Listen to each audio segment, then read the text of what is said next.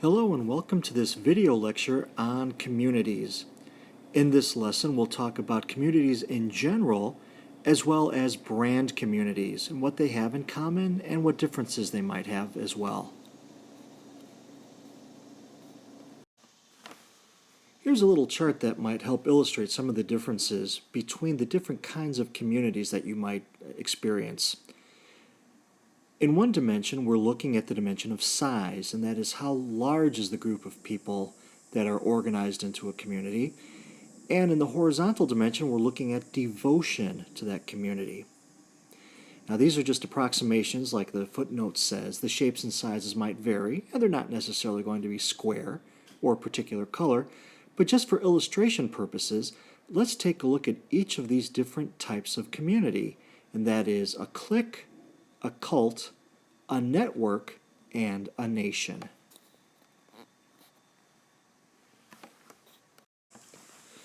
The first of the four kinds of communities that we're going to look at is called a clique. And you're probably familiar with this word, and maybe you've experienced either being in or excluded from a clique, perhaps while you were in high school. Cliques are the smallest of the kinds of communities we're looking at, but again, remember, those are just approximations. You might not think of a clique as a community, but they do fit the description, and we'll look at some more specifics about that in just a moment. To better understand a clique, think back to high school. Think about people that you knew, and of course they knew each other. They looked like each other, they dressed like each other, they acted like each other. I think you know what I'm talking about. Members of a clique tend to enjoy trend setting and kind of tweaking the noses of convention, like in terms of fashion. They take pleasure in being different from the people around them. And cliques actually do thrive on their own exclusivity. Not everyone, obviously, can be a member of a clique. Now, if you remember the chart that I showed you a moment ago, you saw that cliques were small in terms of size, but also small in terms of devotion. Now, we'll get to the issue of devotion in a moment, but suffice it to say that in this case, devotion is to themselves and to their exclusivity. Less exclusive, and therefore larger in size than a clique, is called a network. You'll also realize that networks don't have a high level of devotion to any outside object or person. It's internal. So in this case, we're looking at a network. We're looking at a couple of them, and if you don't mind, I use myself as an example here. LinkedIn and Facebook are two very, very widely known networks. Networks are big communities, almost like a distribution system. In a network, members pass along connections, they pass along information to each other, and the value of the community, this kind of community, is proportional to the increasing size of its membership. That's a big difference between a network and a clique, whereas a clique thrives by being small. With a network, in comparison, there may be very few barriers to entry or barriers to exit to this community. Also, I hope you'll feel free to connect with me on LinkedIn. I'm one of those people that agrees that the network is more powerful the larger it is. And I hope we could use each other's connections to our mutual advantage. Now, back to that chart I showed you a little bit earlier, back to this small-sized community, a cult. But in this case, the level of devotion is much higher. And again, by devotion, I'm talking about a devotion to something outside of the membership itself. Remember, when a group is small and seemingly devoted to its own members, that's a clique. When it's devoted to some external object, now we're talking about a cult. One of the most well-known examples, especially in the business school environment, is Harley-Davidson and members of, for example, the Harley Owners Group. That counts as a cult and a cult brand. This is something we'll be talking about quite a bit later on in this course. With a cult, the value is a strong belief system that's somehow not fulfilled through mainstream channels.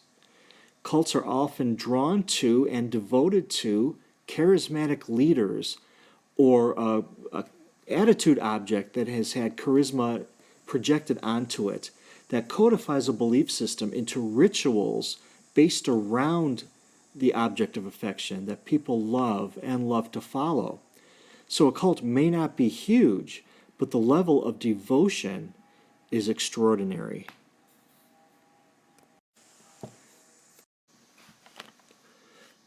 The fourth kind of community, as you could remember from our chart, is called a nation.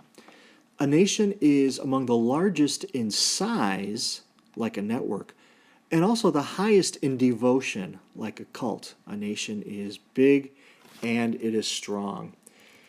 Part of the keys to a nation is that the community feels a community owns its own destiny. That may or may not be unique compared to the others, but in this case, the driving force is egalitarianism. That is, all members of the nation are on more or less equal footing, with a few representatives charting the course of direction. There's a sense of pride and even sovereignty in a nation, and the devotion to the cause can be seen almost as a mythical life and death struggle, as I can plainly attest as a member of the Cubs Nation. We can summarize some of the things I've mentioned at this point with some keys to creating your community. We'll talk more about all this in more detail over the next few slides, and what you'll also notice is there is still a marketing flavor to the words I'm using here, and that's okay. We can replace words like customers with words like community members or members in general. And I think the fact that we all grew up in a marketing environment will help illustrate some of the points I'm trying to make, such as this first one, focus on your customers' needs. Could also be talking about members' needs, but the key is that community members solve problems together. Key number 2 is less is more. Enhance the most important reason, the sublime reason that people want to be part of your group in the first place. Too many features can cause confusion. 3 and 4 go hand in hand. With number 3, it's let the advocates advocate and the influencers influence. Some people will be leaders in your community, high-quality lovers of your product, and those people are necessary to help set the direction for your group.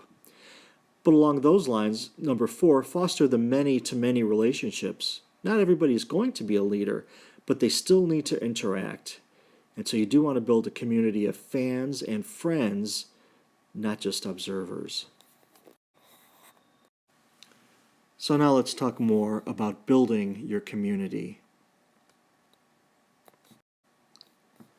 There's some research that spells out the idea of brand communities. Again, the marketing flavor exists in some of the words I'm going to share with you here. But it really just applies to anything that other than the concept of a community as a bunch of neighbors living by each other. So think about brand communities, particularly relevant in our socially networked environment, as a specialized, non-geographically bound community based on a structured set of social relations among admirers of a brand. We could also replace the word brand with admirers of a cause or of a leader or of some other object that's cherished by members of the community. Communities share these 3 important qualities. 1 is a shared consciousness, 2, specific rituals and traditions, and 3, a sense of moral responsibility. We're going to talk about each of these in more detail now. Here, a key to understand is that successful brands don't simply sell products. What they do is communicate clear values, stretch across a number of products and interactions. The key to building a community in this sense is that these values are attached to consumers, not specifically to the products. Individualized relationships with each member of the community. And a powerful brand, a powerful community that owns something. Now, what could that something be? We're not talking about real estate. We're talking about a sense of meaning, a sense of design, a sense of style, a color, a phrase, something that you know is distinct to that particular community. So, of those 3 traits that communities share, one was shared consciousness, a unique but fragile form of communal spirit. That's what these communities are. The shared consciousness is that members feel connections to the brand and even stronger connections to each other.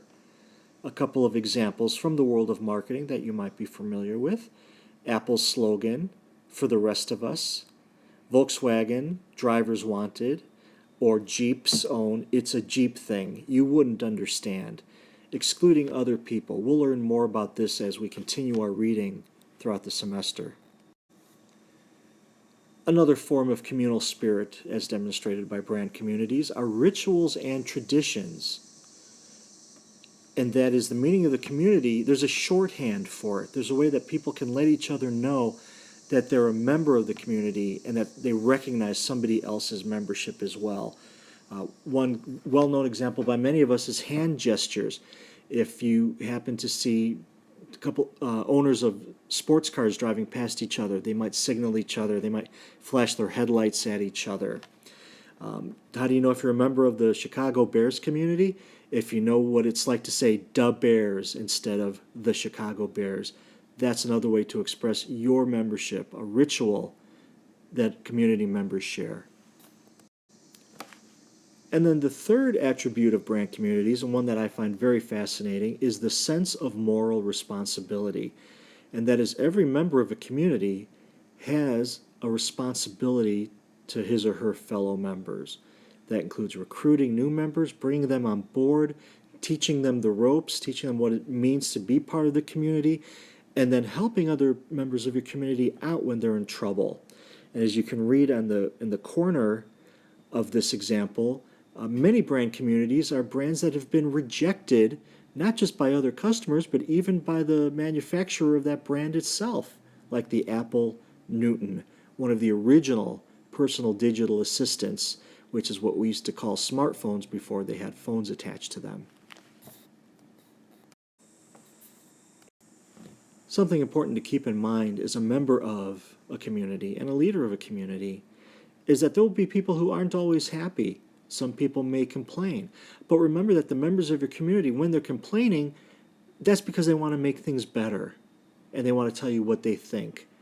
Community members, like it says on the slide, are the greatest defenders and the harshest critics of their community. So a smart marketer, smart community leader won't try to shut up the opposition. They'll listen, they'll understand, and they'll try to make any changes that need to be made, or at least convince the unhappier members of what the greater good for the community might be.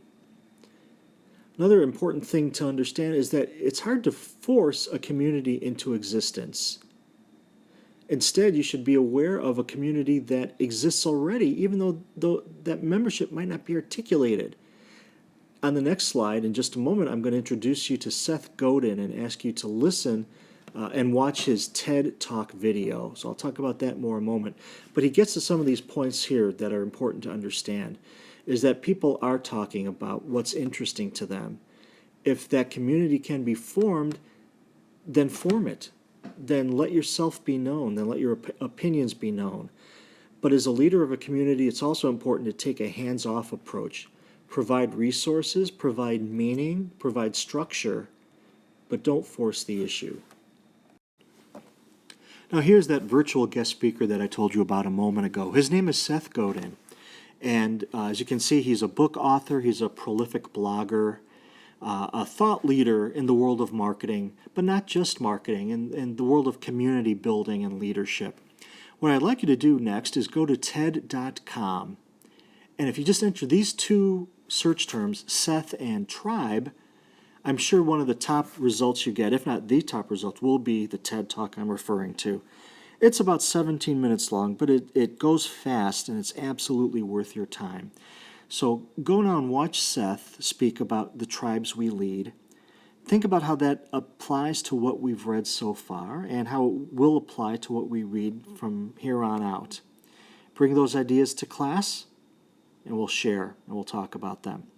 I look forward to hearing what you think, and we'll see you back in class. Thank you.